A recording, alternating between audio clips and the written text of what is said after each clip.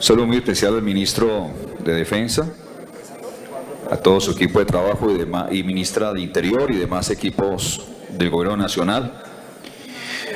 Para Colombia Justa y Libre es claro que el tema de seguridad nacional tiene que ver con tres temas fundamentales de Estado. El primero tiene que ver con la administración de los recursos de la nación, lo segundo con la sana convivencia de los conciudadanos y lo tercero la armonía que debe reinar en las relaciones internacionales. Y sobre esos tres puntos queremos enfocar nuestra participación. Sobre la administración de recursos, es importante considerar, tener en cuenta que este gobierno le ha apostado a un incremento importante en la educación de Colombia.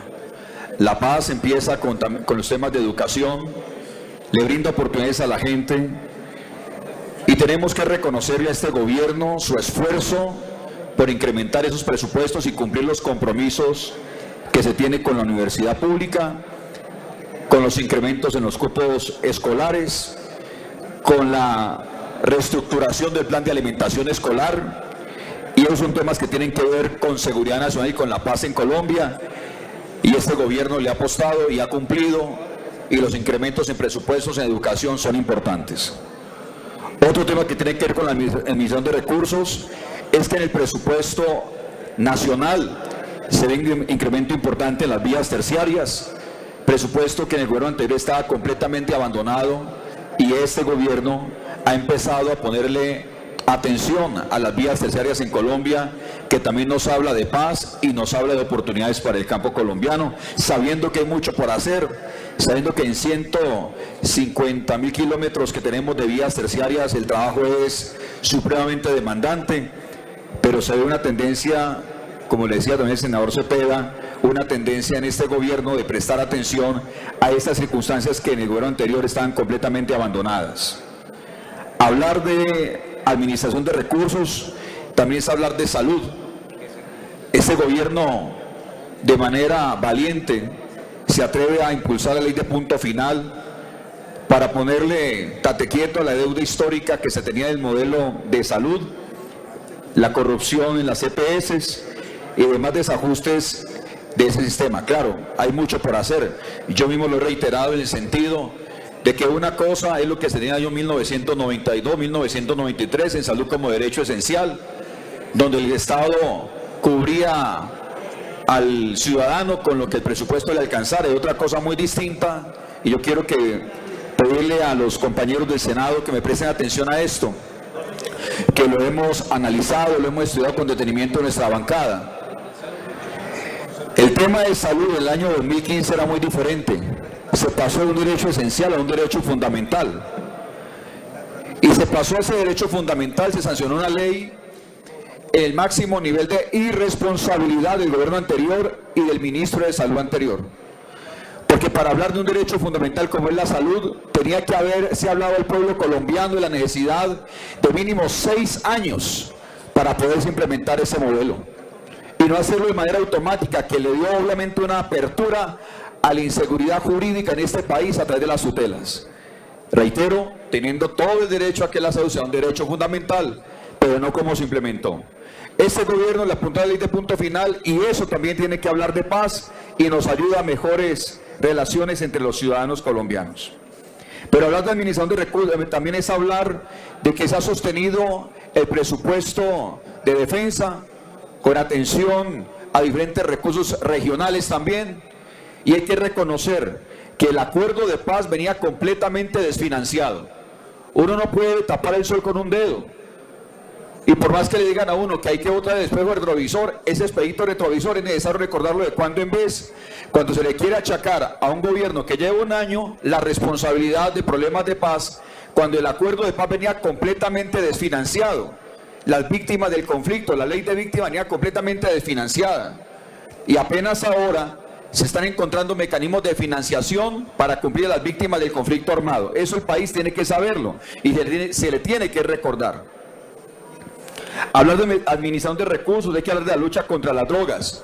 Yo sí quiero pedirle al Congreso y al Senado aquí presente, hombre, reconozcamos las cosas buenas. El 9 de agosto certificaron a este país otra vez por parte del gobierno americano. Íbamos rumbo a la desertificación por los antecedentes de los incrementos, diría yo, no geométricos, sino exponenciales en los cultivos de uso ilícito en Colombia. Y se logró bajo una gestión diplomática, una gestión inclusive, una comisión de congresistas del Congreso colombiano, del gobierno nacional, de que el 9 de agosto nos certificaran de nuevo y se abre el espacio para un Plan Colombia 2.0 que le permite oxigenar nuestro país en la lucha contra este flagelo terrible de las drogas. Hay que hablar de los resultados de la erradicación, hay que hablar y reconocer esos 90.000 hectáreas que se han logrado erradicar. Pero la pregunta es, ¿por qué se neutraliza la erradicación? Hombre, hay que también reconocer que el acuerdo de paz tuvo una falla terrible. Y fue que se motiva la erradicación, pero no se desmotivó la resiembra. Ese es un error estructural del acuerdo de paz, eso hay que reconocerlo. Y hay que mirar cómo lo corregimos. Porque mientras desmotivamos la erradicación, pero no desmotivamos la resiembra, entonces no hay manera de coger el ritmo como quisiéramos todos. Y creo que en eso el gobierno nacional está haciendo un gran esfuerzo, teniendo en cuenta inclusive que ya no hay la manera de erradicación química de dichos cultivos. Ahora bien, si hablamos del segundo punto, que es la sana convivencia entre los ciudadanos, en ese tema tenemos que tener en cuenta algunas situaciones que se le presenta contractualmente al gobierno nacional. Número uno, la fuerza policial en Colombia se ve reducida porque el Consejo de Estado deja en 20 años la edad de jubilación para los policías. Solamente en mi ciudad, en Cali, de un momento a otro, perdemos 535 policías por esa medida. ¿Qué gobierno está preparado para tomar medidas sobre eso? Ninguno.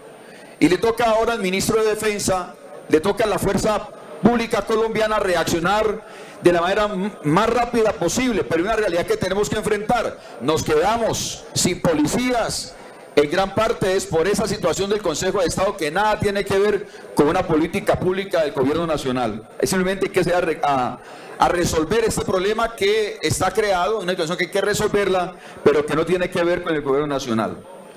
Es importante anotar sobre ese tema de la sana convivencia, el tema del lenguaje que inclusive utilizamos aquí en el Congreso de la República para referirnos los unos a los otros. Porque también por ahí empieza todo. Y sí, mi llamado a todos los que estamos aquí. La paz empieza por la forma como hablamos, la forma como nos tratamos en este Senado, la manera como vamos a entender que unos y otros tal vez son delincuentes. Y yo quiero decirle y hacer un llamado al Senado de la República. Si nosotros estamos en la legalidad, tenemos que respetarnos. La gente que está en la legalidad puede que tenga diferencias de concepto, pero no podemos seguir en escenarios donde unos y otros se tratan como si fueran delincuentes. Hay que tener cuidado con eso, porque ocurre que lo que está viendo, como nunca antes se ha incrementado la audiencia del canal institucional en Colombia. Estamos rompiendo los récords de ver el canal institucional en nuestro país. Y nuestros niños, nuestros jóvenes y los colombianos están viendo la manera como entre nosotros nos tratamos. Y es un llamado de atención porque la paz, reitero, empieza por la manera como hablamos. Pero también hay que reconocer que escenarios de impunidad también generan violencia. Cuando se reduce la justicia en un país y se abren escenarios de impunidad, esa impunidad, en vez de crear paz, crea violencia. Porque se revictimizan las víctimas. Cuando los niños son tomados como parte, como algo válido, como parte del delito de la guerra, los niños, la violación de los niños es parte de un conflicto armado y no se sanciona con drasticidad a aquellos que han violado a nuestros niños. Esa impunidad hacia los menores de edad, en vez de generar paz, genera más violencia, y en eso el acuerdo de paz se equivocó. En eso el acuerdo de paz se equivocó y hay que reconocerlo. Cuando en un acuerdo de paz se dice que el narcotráfico es un delito conexo con el delito de rebelión, hay que reconocer que allí hay impunidad, ahí también se equivocó el acuerdo de paz. Y tenemos que necesariamente que reconocer los errores. Cuando nosotros tenemos la necesidad de reconocer nuestros errores, es la manera de poder recuperarnos. Si no hay reconocimiento de la verdad, si no hay arrepentimiento de los errores, ¿cómo podemos mejorar? Y seguimos justificando las cosas desde el punto de vista de ideología. No podemos seguir así, tenemos que reconocer dónde están los problemas para poderlo mejorar. Y termino con esto. Las relaciones internacionales, el tema de Venezuela. Nosotros hacemos un llamado enfático a que los venezolanos, los hermanos venezolanos que han entrado a Colombia, no son inmigrantes, son refugiados. Ese estatus tenemos que definirlo y tenemos que trabajarlo. Porque un inmigrante es porque quiere ir a buscar trabajo, quiere irse de paseo. Pero los hermanos venezolanos están huyendo de una dictadura. Ellos son refugiados.